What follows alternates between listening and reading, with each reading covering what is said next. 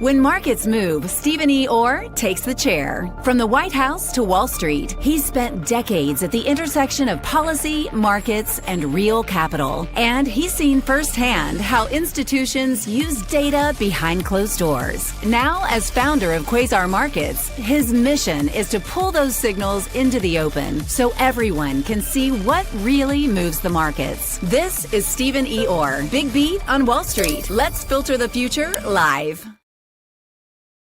Good morning, everybody. Quasar Markets Live here. Super excited about the day. Look, I think that we are getting to the point where we really kind of just understand the markets. The markets are not easy right now. And look, I've said this many times in the show that if you understand this market, you're either a liar or you just are you just don't know what you talk about, right? It's not easy. Look, and if anybody knows anything about me, I say this all the time, that a good captain is not made in calm seas, right? Because it takes a really strong constitution to understand exactly how to manipulate this market in a way that makes the money for you, right? And to understand how you do this. And it seems that we're seeing this almost daily, that people are over trading right now. They're doing this in a way that, I'm going to play the oil market. I saw this on a show the other day. Someone was saying, all of a sudden, everybody is knowledgeable about war. I mean, everybody's a master of understanding of the markets, and everybody understands. Look, I am not very good at art. I can't paint. I'm not very good at it, so I buy it. Right? I'm not very good at a few things in this life. But I am very good at trading. I'm very good because I have the pedigree in the background, and I want to bring that to you. We know working at state and the White House and all the things and the government and sports, I have that background. But you're seeing lots of people right now online talking about how they understand the markets. They know because they know how war works. They know how the president's thinking. Man, I don't even know I don't know what the president's thinking. If anybody does, we're living on a tweet by tweet market right now. We're living on an oil market we don't know what the next word out of his mouth is. We don't know what the next bomb is going to go off. If you do, you're either an insider and you're probably going to go to jail at some point, or you have a daddy who's going to write a little letter saying you're okay, which I don't agree with. Right? We saw that yesterday, right before the oil markets. We saw somebody had bought a lot of calls in those queues, and somebody had bought puts in the oil market. So we know that there's somebody that knew something before it happened, right? Hundreds of thousands of contracts went through. So something is very off here. But I've also said that this market is also very, very derivative heavy, meaning that there's more paper in the market than there is actual equity volume, right? Meaning that there's the paper around it. That's why you're seeing these big swings. And so we have to protect ourselves. And you would have been protected had you been right there, right? Had you put those VIX on, had you been the protection on, you would have been fine. And yesterday you heard from Steve Flanagan that he took some of that protection off, right? Because he made a good profit in the VIX. And that's what we looked at in order to build. So all of these things we've been talking about are actually coming to fruition. I also heard yesterday, I was on Roxham TV, they asked me about the oil market, that, oil going to $200 a barrel, that this master of oil, and they gave me the name of the person, and I was like, no, that person the person's 22 years old. He's not a master of oil.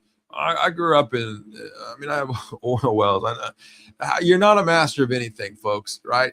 You're just not. And when I look at that, I always say the same thing. Okay, well, do you have the pedigree in order to understand what's really going on behind the scenes? And most of them just cannot say that to me. So, okay, so what does that all mean? How do I make money in this market?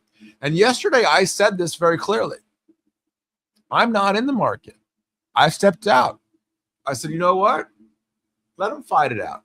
Let them fight over every tweet and bomb. And does this boat get through the Strait of Hormuz? And China did get one through. Okay, so the world's realigning. You see the quantum convergence that Steve Flanagan is talking about. I asked him to coin the phrase, and he did. And he was right. And so now here we are. And we've got to work through that. We got to understand that. We got to understand it through that politically. Will the Democrats take over in November and January of next year? Yes, probably. We understand that, right? So does that affect the president's thought process and his speech? Yes, we're seeing that now as he's screaming about Talrico in Texas and Newsom in California. We're seeing what his rants. So we have to pay attention to that politically. We have to pay attention to policy. We have to pay attention to the markets. Yes, charts. Yes, news. But we also have to filter that out. We've got to filter down to what it boils down to and how does it really affect the markets. And right now, it's a little bit off right now. It's not an easy market to understand because literally there are forces in the markets. Even Steve Flanagan said that we haven't seen yet. They'll come to light. They always do. But we don't know them right up front. And so in watching that, I have to keep my eye on it. So what do I need to follow in the markets? And I'm going to pull that up so that we all understand exactly what it is that I'm actually looking at. So I'm going to pull up the Dixie, the dollar. Why is the dollar? Why do we keep talking about the dollar on the show? It's very simple. There we go. For you, I can all see that now, and I'll put myself in a corner so that it makes it a little bit easier for you. There you go. You can see here that the dollar has not gotten out of the range of 100 to roughly down here to 98.86. He's telling you right there, right? 140, 50. That's a $2 range, right? We're not seeing anything moving out of that. Well, why? Does anybody know? Because oil is priced in dollars. Regardless of the fighting that's going on in the Strait, regardless of Iran, regardless of China, Ukraine, you name them, regardless of all of that, they still have to buy dollars. Dollars buy oil. Dollars buy product. Moving product around. We also have to watch the markets, and we also have to think about Dow theory because Dow theory is affected by oil. So if I pull up XTI, which is WTI, where could it go? Well, there it is, 100 to 91. There's your range. Now you know where the range is to play in. We've said that. There's the buyers, there's the sellers. We know that. We know where the buyers and we know where the sellers are. And so because of that, we've got a range to play in. And that makes it easier for a lot of traders, new traders, because linear regression opens that up for them. So now we know where the buyers and sellers are in the 1 hour chart. I want to pull up a 3-minute chart. This is what's scaring people, right? Because they don't know what's going to happen from 1 minute to the next of a tweet or a bomb in the Strait of Hormuz. That is what's scaring people. So I say all of this to tell you one thing. Widen out the scope of your time frame of trading. Don't keep day trading. Stop the zero DTEs. You're gambling, right? You know where the buyers, you know where the sellers are. You consciously understand that, but what you see, if you say, I can't live without knowing what the next tweet is coming out of Trump's mouth, or I don't know what's happening because maybe the parliament of Iran says something different. Well, they're going to. It's just the nature of the political world that we live in. You have to think about it from an outside perspective because it's your money that you're trading and investing. So think smarter about it. I'm going to bring him in. We need to bring him in to get more thought process behind this. Dave Conley, come on, bring in Dave Conley. And Dave. Hey. The world seems to be in a gambling mode, my man. Are you seeing the same thing?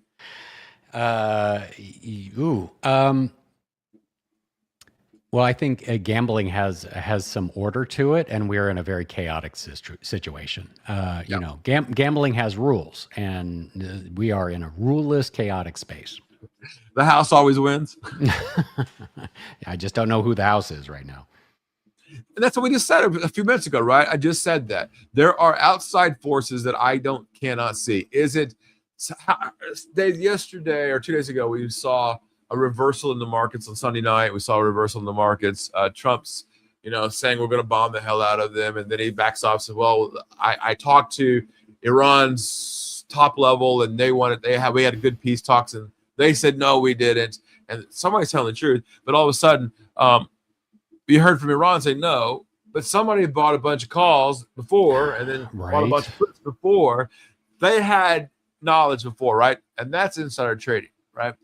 And for me, that's the outside force that I cannot see. And I don't want to play in that pool if this world is not playing by the same rules that this should be playing by.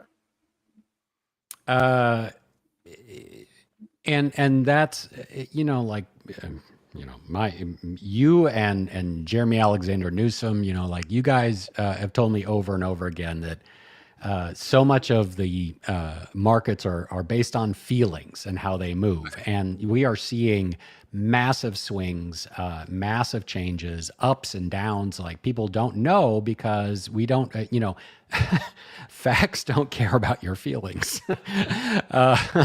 The market doesn't either. It's just a machine. Right. It is just a machine. And back to this, it is a chaotic space. And it is so unpredictable, and we are being saddled with hubris, hubris of the American machine, that we are that the United States is in control. It is not. We're not. I said that 2 weeks ago when we started this discussion, that there's no obvious off ramp, and the inflation is baked in globally, and significant demand destruction is already happening. If we are not, to give an example, I said this last time too. Iran is winning, and because Israel and the U.S. are playing a war of violence. Iran is waging an economic war. They are controlling the world oil prices. The oil sanctions have been lifted on Iran and Russia. They're coming up on $2 billion on oil sales, more than they've done in the last year. They're controlling over 30% of the world's fertilizer production, which means that they are controlling food prices. And they are limiting the passage of what goes through the Hormuz Straits to countries that aren't bombing them. So, they are in control. And this stops when they say it stops. Dave, we had a comment here from Roy, and thanks for watching the show. Neoliberal capitalism is retarded, saying the investor class are parasites, the working class poor, now a slave class to the owner class. Capitalism is a sick and immoral economic model because Bible-thumping Zionist retard Americans started a war with them. Well, I think there's a lot of chatter there. And the last part there, Bible-thumping Zionist retard Americans started a war with them. And I don't know Roy, but thanks Roy for the comments. But you know what? I understand his angst a little bit here. I understand what he's saying from an outside perspective. My family, my wife is from Ireland, and Europe does not look kindly on America doing what they're doing. The world's kind of looking at us and I agree with that. But I don't. The problem I think that we have is that we don't see the end all be all. Why did Trump go here? He said the reason was because of oil. He said the reason there was because of uranium enrichment. He said the reason they had the bomb. The reason, it's changed twice in one day. It changed a couple of times yesterday. So, if I could peel apart what our last comment was a little bit, is I think Americans, in particularly because of sort of not an atheistic, but not considering religious aspects of this. The Middle East is very different. It's an Eastern culture. We are a Western culture, right? And religiously, this is very important. This started with killing the political, both the political and the highest religious leader that is available, right? That's there, and there is, there's been real reports of this being an eschatological, I think is the word, battle, which is this end time stuff. And this is not tinfoil hat. This is for realsies. There is a battle of political leaders that, between the Judaism and their Messiah coming in and the Christians and the Muslims for their second coming. There's been a lot of talk about the Al-Aqsa Mosque. That has already been, for 40 years, 50 years, there's been 5 attempts to destroy that. and and all of this was happening, during Ramadan. And Right. like the Muslims were banned from going to the mosque during El-Id, which is like this really fun, amazing family time, and it's like Right. very offensive. So like there's been a lot of that's piece of it. But politically, Israel demands regional safety and dominance.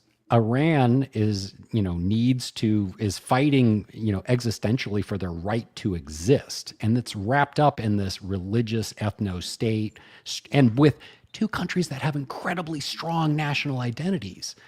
These are not situations ever known for diplomacy, and every conflict ends, with talking. That's that's where we are right now. Is the chaos in the markets, the issues in the markets, the things that we're seeing, and where like money is going and the flow of money. I mean, you see it more than I do, and that's sort of a question I have for you. Like, there's the 10-year note and the price of money. There's gold being, and the changes in that. So, like, these are signals, right? And maybe these will be the signals that really push this in the right direction to bring it back to the economic sense. I mean, what do you think? Roy continues to go into saying, "You sick people care more about your investment portfolios than people's livelihoods.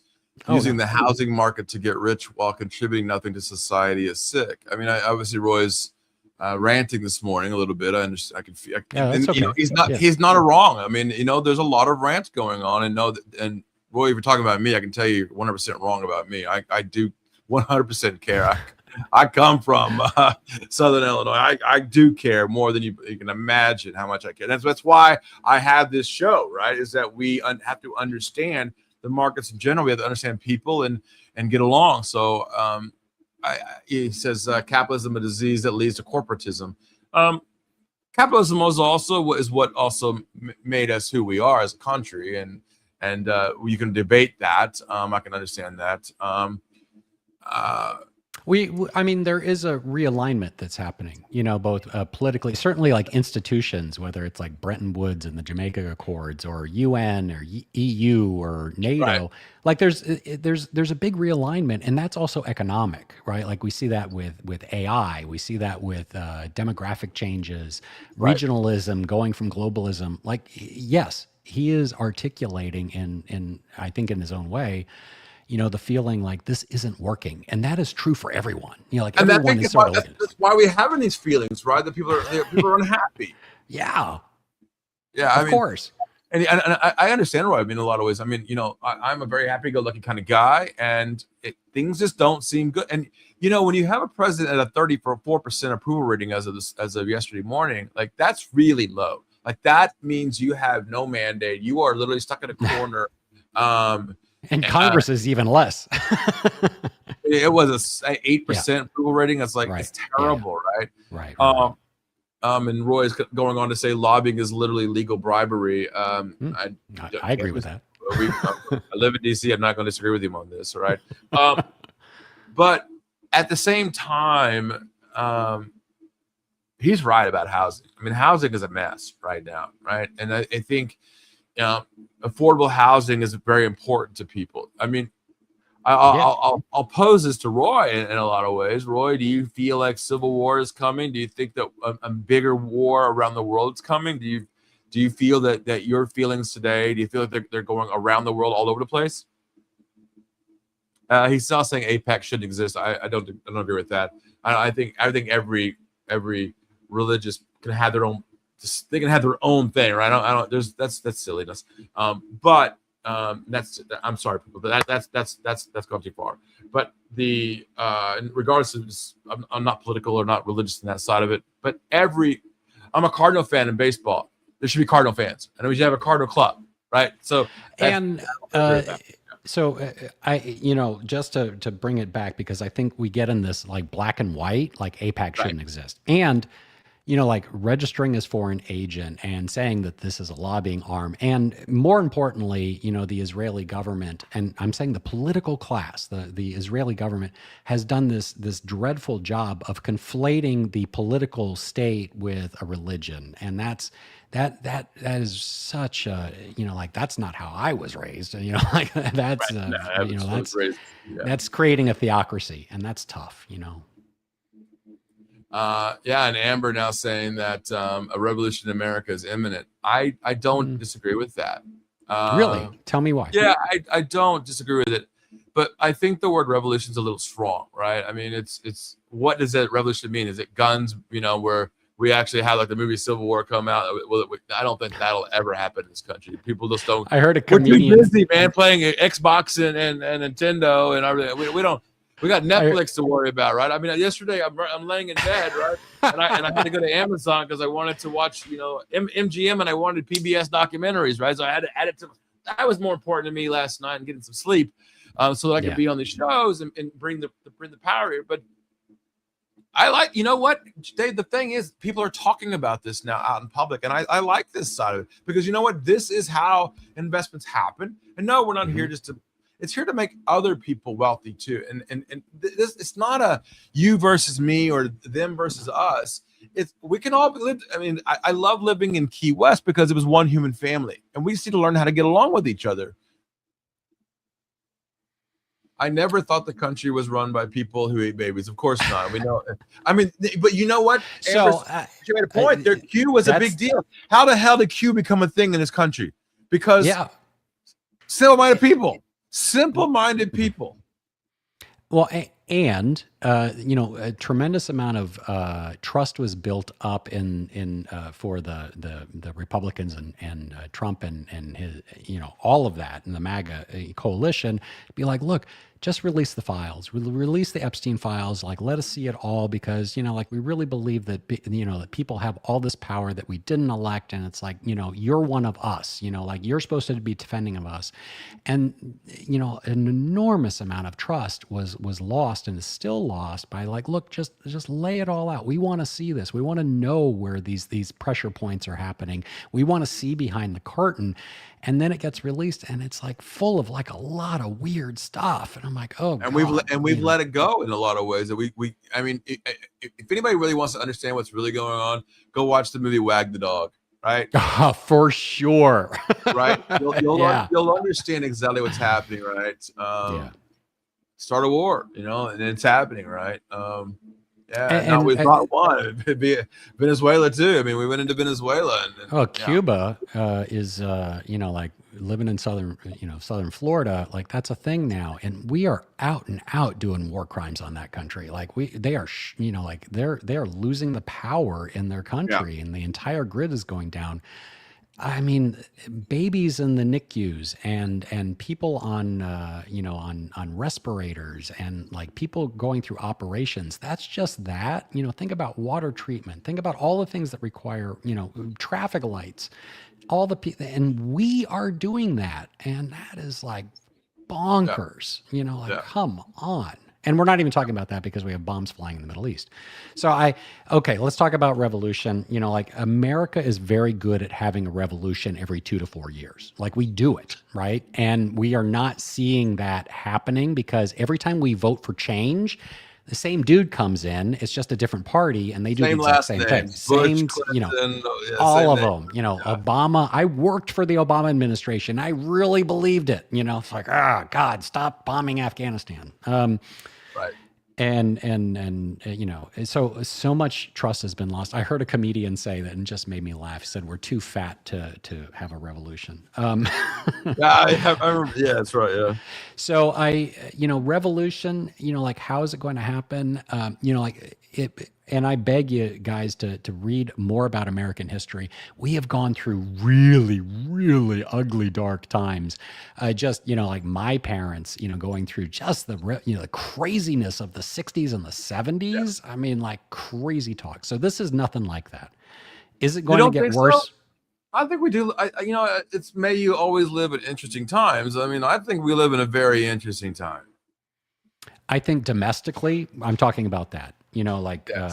Between like hundreds and hundreds of Americans getting, killed in riots and the 60s between Kent State and having Yeah, I a think presidents yeah. killed and MLK and RFK and up until But 2000. Dave, I think it was more jarring to them because the world was a little bit more quieter. It was more mom and poppy in the house and the white picket fence, and then a president gets killed. Oh my, that doesn't happen, right? To this day, I'm going to guess. Actually, I'm going to guess. I'm going to have to go and check. There are parts of Washington D.C. that are still damaged from burn. Like there were riots that burned down that city, and I lived there. Right, like it was, like there were riots that were for realsies. May we get there again? I hope not. I think that it's hyperbolic to say that it's revolution. It's that Americans need to feel like their voice and democracy works again, and that can happen because at least those underpinnings still exist. We have Constitution, we have laws, we have people that do care. Like there are people out there, like the Masseys and the Ro Khannas. There are reasonable voices out there that are like just craving to be heard and to be saying we do work for the American people. And that's why we have Quasar Markets Live here, and so that we can Yes. talk about these things, right? And with you guys as well. With I look at the future, and I'm still excited about it, Dave. I'm still excited about the future. I'm not. I think I'm I don't want to say I'm an optimist because I am a lot of times an optimist. But I still love the markets. I still love the world. I still love people. I always say this all the time. I love people, but I don't like all people. Right? But when you look at the next level of what do we need to push to do, and I've seen the points being made here. In order to push forward, we got to go through revolution. I don't agree with that. I do think that we can do this by talking, sitting down at the table and having discussions and going, what do you need and what do you want and what do we need and how can we move forward? That kind of stuff. There's another comment here. You can't predict what is going to. You can't predict what is going to happen with what the elite have been doing to children. I'm not really sure what you mean by that, but I mean, I don't see. Okay, she's asking or saying the baby eating stuff is unprecedented in known history. That's not true, actually. We've seen really bad times in the dark periods in human history, very dark. So that's not the the difference is social media. Yeah, we are exposed to a lot more. It is a more dangerous world, but Can't hide anymore. It is also shocking that is like, believe it or not, we are at a relative peace on the planet. Fewer people are dying. Relatively. More people are being fed. There's less poverty. That's Like true. there's so many positive things, but it doesn't look like it. Right. And No, it's you're not right. that You are there's any right. problems. It's not Cassandra, and it's not Karen. right. The Karens of the world. Yeah. Right. It's Right. it's like a yes. Name a and. worse event, the Holocaust. Name a worse. I mean, you want me to go through it? I mean, Oh my God. I have a master's degree in it, so I can name lots of very, very bad events. So, Bi- and I don't like that side of it. I mean, Jonestown. Thousands of years in Europe. It's the most blood-soaked continent on the planet. Middle you East. know, like- I mean, the Middle Ages alone. I can just say Middle Ages. We're going through. It's tough to us. Yeah. Because we don't have anything to put that into perspective. But if we took ourselves out of this time period and said, okay, let's go live in a time period. I mean, literally, where I could say Europe in the 600s, right? 500, the Saxony time, right? They didn't. I mean, Rome, right? If you weren't a Roman citizen, you were literally dead, or you were a slave, Yeah, right? You were literally a slave, right? Yeah.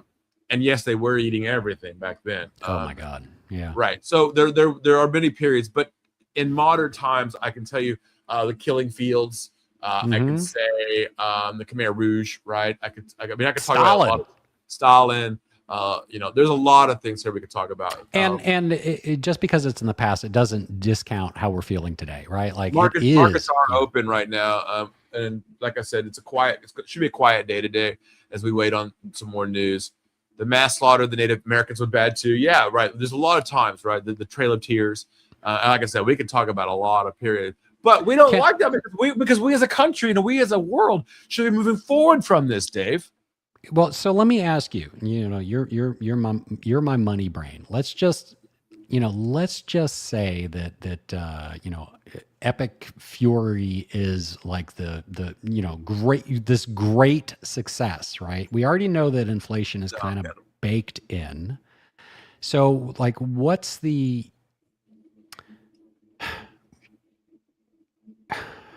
I guess I can think of plenty of ways that this can get worse. And I think that we can say a lot of things for recession and even global depressions. But, if Epic Fury is a success, what are the things that the economy, the stock market, that our job situation, what's going to be the wind beneath that? But I think the problem of the administration is they haven't defined what a win means. Okay, let's just imagine, like whatever it is, it's success. Everybody's high-fiving and hugging and out in Tehran, Trump and so let's just say George Bush landed on the aircraft carrier saying mission accomplished, right? No, let's just say Ayatollah and Bibi and Trump are just like hugging it out, like in Istanbul, Then the end of the world is here. I mean, it's not gonna happen, Dave. But how? Yes, and like that's what we've been sold. We're saying we have to do this, and it's going to be a success, or it's already a success. So how is this economically good? We don't return to 3 weeks ago, clearly, right? Like there's, but what how does this get better? Laying down of arms on both sides.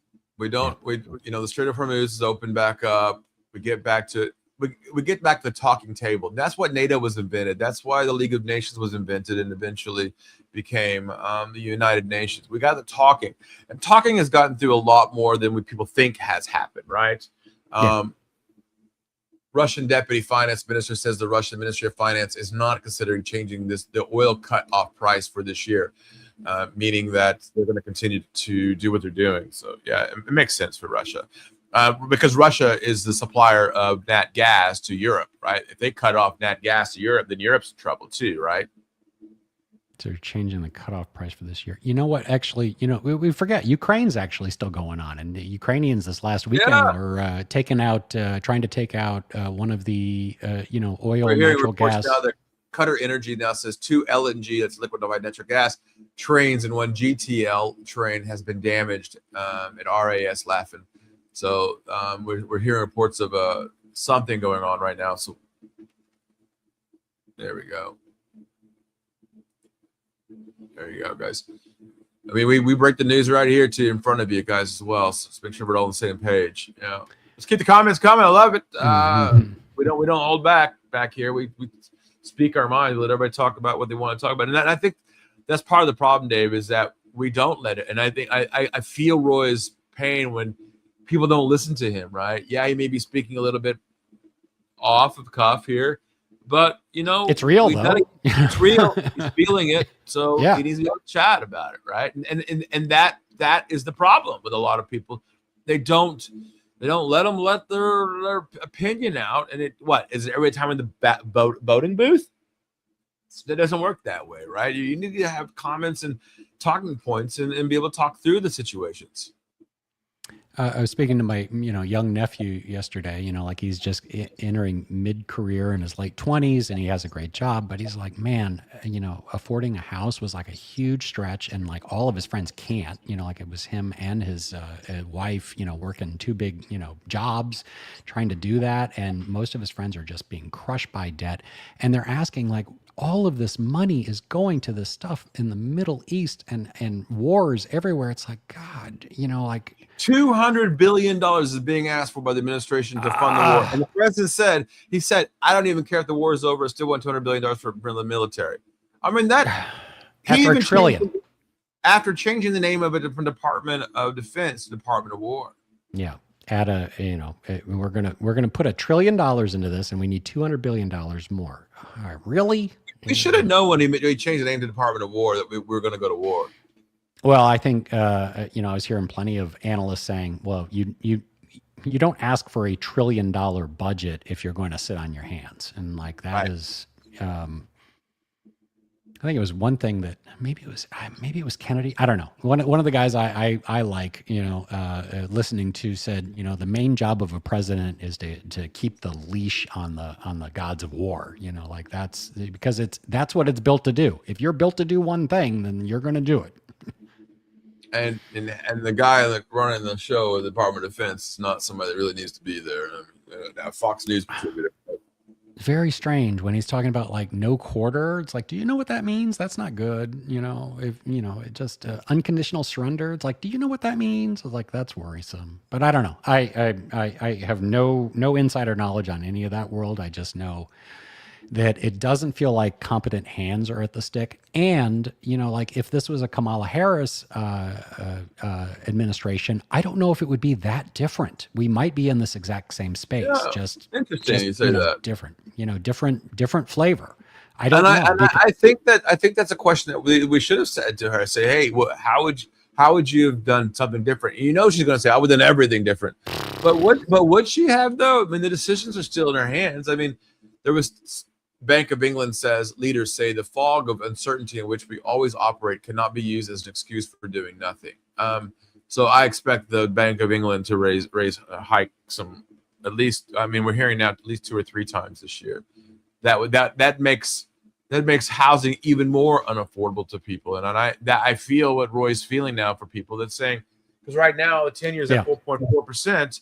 That makes the 30-year bond. For those of you who don't know, it's based on how the housing is done. So has this approached 7% again? It went over 7% again.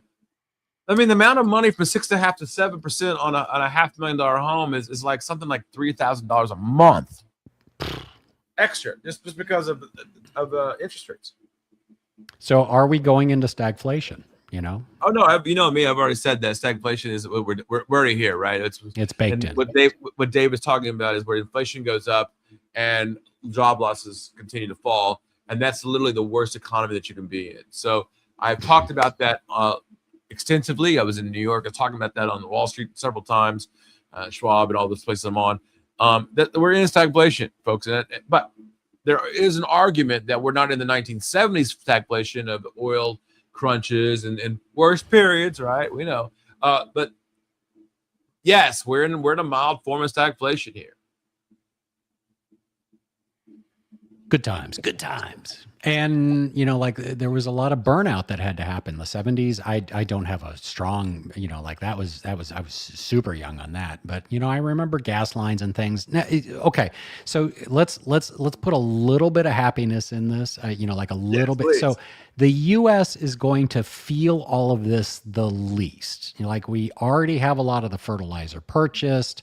We're wealthier, so we high gas and high diesel prices. They're going to be the lowest of the high, But for the rest of the world, anything that we don't produce, which in COVID we found out there's a lot that we don't produce, but anything that moves by ship and plane and rail and car or truck, it's going to get expensive regardless.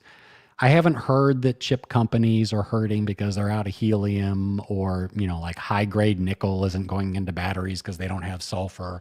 Like there's adjustments happening. And if anything, like the hardest that, many countries are already starting to experience, Philippines is already saying, hey, stay home. Belgium is saying, hey, start conserving, like it's happening. It's going to be felt the least here. I don't know. That's as sunny as I can get on this. Well, it's interesting because you're talking about countries like Norway and Sweden and those countries that have already, I would say, in a lot of ways, had a preconceived notion about this because they switched to, solar panels and electric cars and bicycles. I mean, obviously, many countries like Belgium, and most of them, ride bikes to and from work. It's a big biking country. They're prepared for all of this, right? And you talk about countries that have gone through this. World War II. I mean, Europe was a mess, right? I mean, they went through all of that. I don't think we're anywhere near any of that feeling yet. No. But we have those dictators. Don't think for a second, Dave, that if Putin had the ability to take over the world, he wouldn't do it. He would totally do it. I can't I can't sign on to that. Okay, that's why we're here, right? I love it. Yeah, like it's, like even want to be like But Dave, I've got the precise gold in chart. how I'm yeah. So there's a big moves in gold, right? Is that So I mentioned this yesterday. If the world's falling apart, why is retail dumping gold? And I don't think retail's dumping gold; they're buying gold. I think it's the countries like Russia and China that are dumping gold in order to finance whatever they need to finance, right? Because they had huge stockpiles of gold, and now they're like, okay, if $5,500 an ounce, they're like, we'll just take that price and go along. And now we're at $4,300 an ounce, right? We're $1,200. I mean, 20% move here. There's a huge move in gold, folks. If you don't know, right, on the upside and the downside, that was a crazy move. And you were seeing it now live here. And the Q's now dropping here, 582.87 now. Continue down about 1%. We're not really seeing a negative day. Dow's down 376. Yes, 5 years ago, that's a lot. Today, that's not really a lot. Today we call that a Tuesday. So, there's a lot of but that's what's going on, right? The markets are out of whack. People are not feeling comfortable. War everywhere, rumors of war. And now you've had this connotation of religion inside of it, right? That we talked about earlier. And people are not feeling comfortable right now. No. We mentioned this last time, and I think it's worth mentioning again, is, like none of us have, really any kind of locus control or agency. The IDF have detected launch of missiles from Iran. They're working to intercept now. So the Israeli Defense IDF here now is now detecting launch of missiles from Iran. So I'll put that up. So we are, this is happening live, folks. This is not, this is what it is. That's why we're here.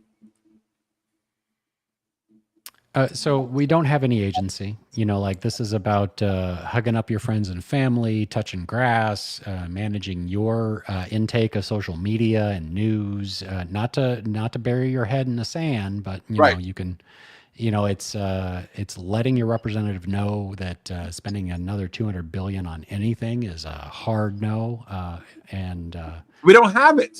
That's the thing. Would you realize since the beginning of the Trump administration, we have added another $2 trillion to the debt? There is a thesis that is just killing me for myself, which is like, God, the boomers are just like the most bloodthirsty, spilling the blood of people and our young and spending us into debt and putting it on credit card for your kids to pay. And I'm like, oh my God, the wealthiest generation of all time in human history has done this. And I'm like, this is the world that we've been given. Oh my God.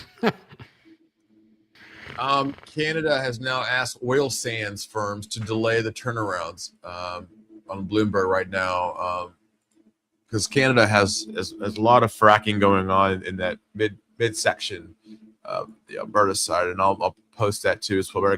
There we go. That's a big deal, folks. What's a turnaround mean?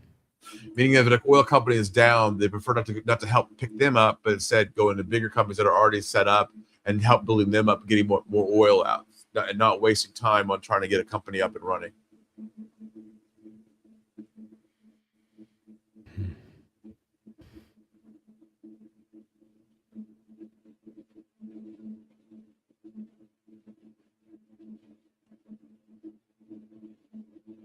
Wow. All right. Well, that's now that the world feels good, Dave. There's still good points out there. I mean, there's a lot of good people that are still in the world, and I've said this a lot of time. I think 90% of the world is good. I just do. I think that we hear the fringes of society because they're the loudest. Again, I was interviewing my nephew yesterday with Jeremy for our podcast, and it was all about, work and the future. And he is, for somebody who's actually on the bleeding edge of AI and what it's doing to big corporations, and how that's resulting, he is so optimistic by seeing the 21 and 22-year-olds coming into his giant Big Four company, and that, like it always makes me happy that like the there's so much about the future that we can look forward to, and the people that are going to inherit it. So like And I agree with him. I'm very optimistic about the future. I think there's a huge good future here. I just don't know, is this the turning point that we have to go through? People ask me all the time, we have to see the bad in order to see the good. Well, sometimes we don't know how good it is until we really see, well, this is not good. Right. I mean, you're hearing some of the things from people, Amber and Roy, talking about just how, and they're talking about the bad side of life, the worst, I'll say it, the shittiest side of life, right? That we don't. But you know what? I'm kind of glad about Epstein Files coming out. I mean, I'm glad because it's out in the open now, to some degree, and people can see just how bad it is. And you know what? Then we go and correct those problems. We go out and fight those people, and we destroy them. We wipe them off the face of the earth. But and the good people live, but a lot of times it's because good people don't stand up. They don't say the things that we need to say that we're saying here, right? Look, 100%. It is so easy, bad feelings stick like Velcro and good feelings stick like Teflon. So it is a mindset, and that's true with trading and markets and investing, and it's true for yourself. If you're in a bad mood, and do you feel good about the trades that you make that day? I don't think so, and they're probably not that good a trade. I like to win in a bad time. Steve Flanagan's now saying it's darkest before the dawn. I'll ask Steve. I know we had him on yesterday, and he gets step away for a day or two. But I mean, Steve, you've been saying all along that we have to go through this quantum convergence. Are you feeling that this is part of that quantum convergence you're talking about? Real quickly, S&P Global Manufacturing PMI now coming in at 52.4. Estimate there was 51.5. So manufacturing stepping up a little bit here in the country. Services PMI, our country is based on services that we all know, 51.1. Estimate was 52, so a little bit of a down. The composite PMI 51.4, expected 51.9. Meaning to put the two together, but it's not really, really good numbers. Anything over 50 is expansion. Anything under 50 is contraction. And I mean, 51 is like very, very low expansion. So this is not like a big win here, but I'll take anything on a negative feeling day, right?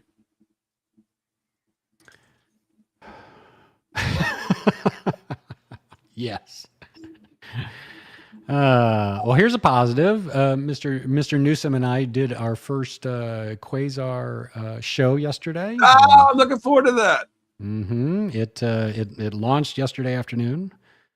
So you got that over to our boy Andrew, right? Yep, we did. It went out, and it was a lot about current events. It was a lot about money and politics. It's a lot what we do here, just from the lens of solving America's problems. Steve is now saying, "Yep, it clears and sets the table for another small positive in manufacturing." I agree with that. Yeah, I agree with that. I'll get that for everybody too as well.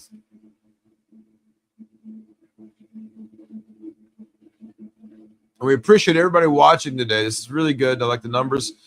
If you get a chance, repost, like, subscribe, tell your friends to come out and hang out with us. I love this.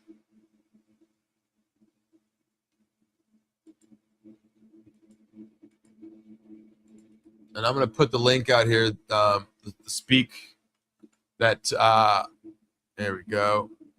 Hopefully you guys got that too as well. Yeah. Then we will post how to find solving America's problems here too as well. There's the link tree, so you guys can get all of it right there. It is. There's the link to the Twitter of what Dave was talking about, and then Jeremy and Dave have their awesome podcasts. They get down to it and talk about solving America's problems, and there's the link as well. You can click on that. It's also in the comments here. You can click on that too. And now a show on Quasar Markets. Yeah, we love it. We love it. We love it. And growing the ecosystem for both sides here. Hearing reports now that Canada has asked. Yeah, once again. Okay. Sorry. Yeah, same. Pushing it out again around the lines.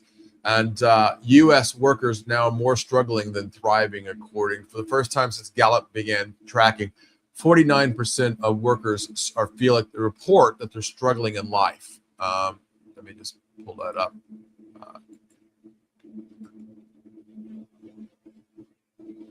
And that is what I think we're talking about today, right? It is, I think one of the big things with a shift of traditional Democrats that went to, America First was really believing the America First. That happened in,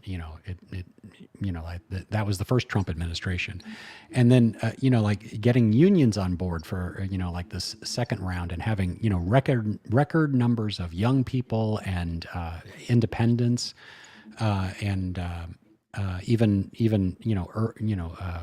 city, urban people voting in what seemed like a mandate for this administration, and then not feeling like any of it was delivered, and that's the most disappointing part about whether you agree or disagree with this administration. It's played out of feeling like people have been played, and that is a trust that I don't think is going to be rebuilt, and we are going to see that in the midterms for sure. You think it's going to be a slaughter today? Yes. I think I've said all along it's going to be the biggest slaughter in history. Probably very good chance of the biggest slaughter in history. We thought that there was going to be a blue wave, though, last time. A lot can happen, but I do not see anything other than losing the Senate and the House to the Democrats from the Republicans. I don't see it. I can't see it happening any other way. If it does happen a different way, something weirder has happened. And then, we could legitimately be in the world of another impeachment and removal. We're hearing reports that there's an insider, the same person who's been winning on the oil markets, that's been putting the big trades in. We don't know who the person is yet. Has just made a huge buy on a short in oil here, $23 million play here to short oil. The person that we're talking about has won 14 times in a row with $180 million of profit. And it happened a few minutes ago. So be careful out there. And we're hearing reports today that Trump is going to make an emergency discussion today at 2:00. Wow. Possibly a ceasefire with Iran. So let's if that's the case, then markets will start to run here. And, again, he's not in control. And the two times that the Americans have, stepped back, whether it's the 12-day war, it's always been a time to, or the negotiations that happened before that in Oman. The Iranians will not step up to that because there's no trust. You have to, in order to talk, you have to have trust. And so a ceasefire is a time to reload, is how the Iranians are seeing it. And that is, they will not, it would be ridiculous for them to stop. Are you concerned that that they'll take this peacetime? If this is what's happening, we don't know that, folks. Rumors in the markets now, but if that's the case, do you feel like the Iranians will take the advantage of that time? It's not advantage. They will. They're not going to, unless they're going to use the time to reload like everybody else. We have thousands and thousands of troops already in theater and a lot of more coming, and we're just waiting for them to land. You don't put tens of thousands of troops in a theater and say, just sit on your hands. That's another one. It's ridiculous. So, well, we did that in Japan after World War II. Still there, Okinawa. We did that in Germany. Korea. Yeah. Well, that was after terrifying time. Yes. And they're still there, right? The bases are still there. They're still there. But, we're moving so many troops in theater. I don't know, man. Spot gold pushing up here a little bit. We're seeing a little bit of a pump here and on base of that news. Possibly. I don't know. We'll see. It's going to feel like a ruse. I mean, it's really tough for a lot of people to just put themselves in the shoes of the Iranians. It's like I wouldn't trust the Americans or the Israelis. There's no Steve was chance. saying to you, Dave, that unless the regime has changed, right? I mean, that's like saying if Trump's impeached, that everything changes underneath. We have this black and white view of bad regime and bad people. This is a multinational, multi-ethnic, multi-religious 92 million people in a country, and yeah, bad government. But as my partner who lives in Turkey says, well, you complain about your government too. uh, so And they do have problems, right? James is saying, how are people along this when you have Micron, who was leading performing this way? Simi's feel and look like they are razor edge to me. Yeah, I mean, they have a big problem here. People want phones, they want computers, they want Apple products, and yet the things that make those products, the people that make those products, are all on the other side of the world. It's all a problem here. We have a supply chain issue that might be getting bigger, right? I tell you what I do like. I do like buying things in bad times. When people feel the world's going to hell in a handbasket, it's usually when I like to buy. 100%. That is the time. Don't know what, but I do know, like certainly when every asset class, we talked about this weeks ago, right? When every asset class is at their all-time highs, whether it's real estate or stocks or, all the sectors, like when all of them at our all-time highs, it's like, of course we need to have, like hopefully, some air let out of this balloon and not popping, I was just talking to Dell. I bought a computer for the office here, and I bought a dual NVIDIA chipset. What does that mean? That means that 2 NVIDIA cards going into my machine, right? So that I can separate them, so I can have a lot more screens, right, or power. Because y'all know here I run TVs all day long, and they're like, yeah, see, it's a good time to buy because next week or next month the prices of chipsets are going to go through the roof. Because they're going to have to, right? They're going to have to pay up for that. Inflation's going up. The manufacturing of it, people are expensive. Obviously, the products that go into it have gone up. The raw material, I should say. All of those things, and but this to me feels like a buying opportunity, not a selling opportunity. Yeah, I don't know if you can time it, but like I know things are very, very hot. So like it goes back to like, what do you know the most about, and what do you love, and what do you like investing in? And it's like, yeah, it has not been a buying opportunity for a long time, but when things are down, that is the time to have money on the market. As far as chips go, boy, it is the most complex supply chain on the planet, involving tens and tens of thousands of components made in dozens and dozens of countries.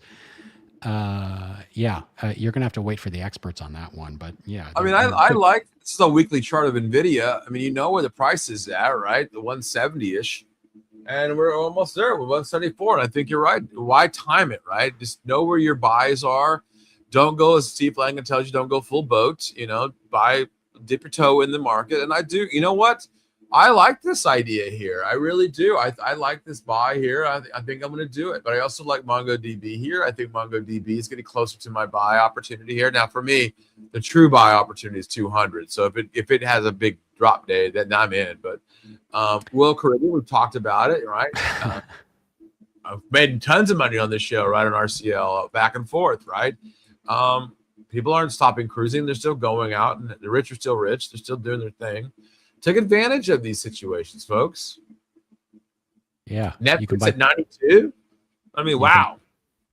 You can buy property in Dubai now. I mean, the Dubai property market's crashed. Look at this. Look at Tesla. If you like Tesla at $500 a share, you sure as hell don't like it at 370. I have a thesis on AI, and that's that there's 3 companies that can pop out of the other side of AI as winners, and it's because they have the complete stack, and that is IBM, Google, and Tesla, because they have all the data, they can make their own chips, and they have the technology backbone for it. And that everybody else is going to be a follow-on on that. Sure. When people ask me what companies to invest in AI, I tell them the same thing. Invest in the companies that have the data. Well, in the full stack, they can do it all, right? They can do it all. They can make the chips. They have the chips. They have all the data. I mean, I'm fascinated by Tesla and XAI because, like they have all the visual data and X, on top of that. Google, has all the data in the world, and IBM can make the chips and has the technology. So those are my three. And I just mentioned Dell. I mean, there's, people want better computers. I mean, the stock's at almost an all-time high here. 52-week range, 69.90 is an all-time high, and there it is at 166. 166 now, 66. Oh, okay, that's an ominous number. I like this. You know what, Dave? I think we do it right here. I was going to do it. I'm going to buy NVIDIA here live on the show. I'm buying NVIDIA right now. I'm going to take advantage of this this drop here. Fantastic. Well, until Thursday. Till Thursday. But I honestly think that I'm going to take advantage of this, Dave. I think I am going to take advantage of this and stick to it.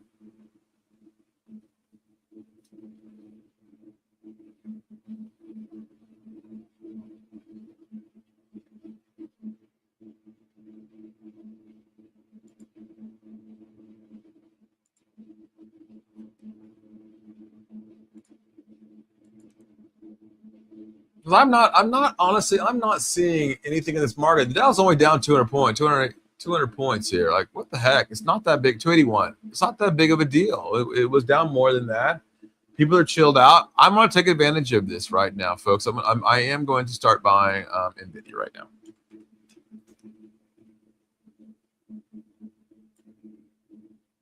I am still short oil, by the way, for those of you who don't know. But yesterday I did lighten up my oil position, a short oil position, on that big drop yesterday. And of course, it did push up oil again. But yeah, I'm gonna buy some NVIDIA right here.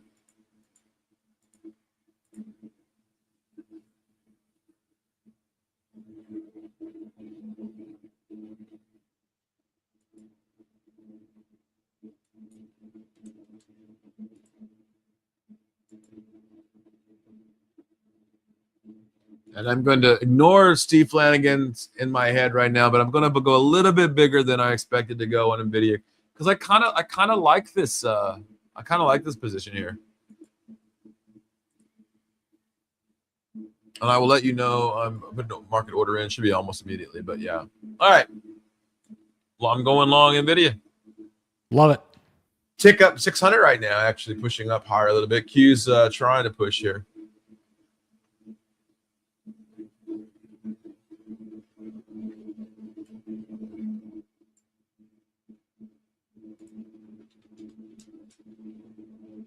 Pull up a 5-second chart.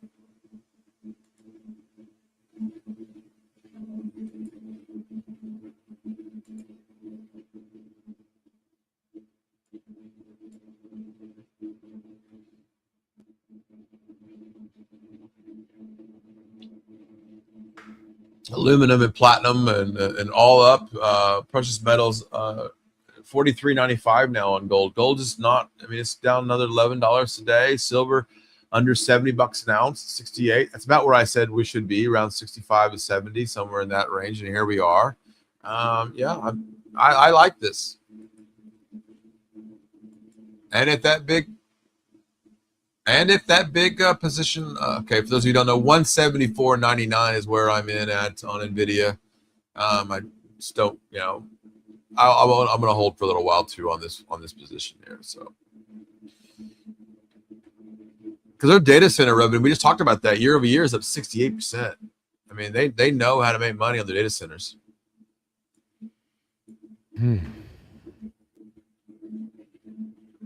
Trying to remember the conversation I just had on these.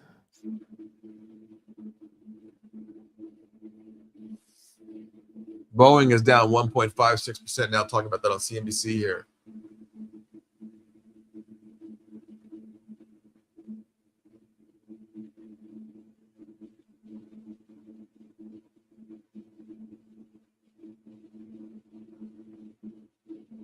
All right, Dave, we're at 10:05, my man. Top of the hour. I went a little heavy because I love this. Don't get a chance to talk like this about politics often. We mostly talk about stocks and the markets, and got a little heavy today. I like it. I like it a lot, actually. It's kind of what we need to do sometimes.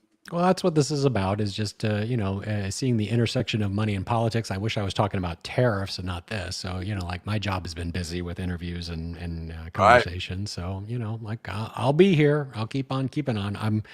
Don't know what the president's going to say it too, but I'll be watching it live. I don't think he knows what he's going to say it to. And on that note, Quasar Markets Live. Thanks for watching with Dave Connolly. Thank you for being on the show. Tuesdays and Thursdays for Dave, and Steve Flanagan Money Wednesdays and Fridays for all of us here. We appreciate you guys checking in and then tuning in. We know you got other things to do, and we'll make sure that we see you daily. I am going to be in St. Louis this week. I want to go see opening day in baseball. I'm excited about baseball. There is some good things out there.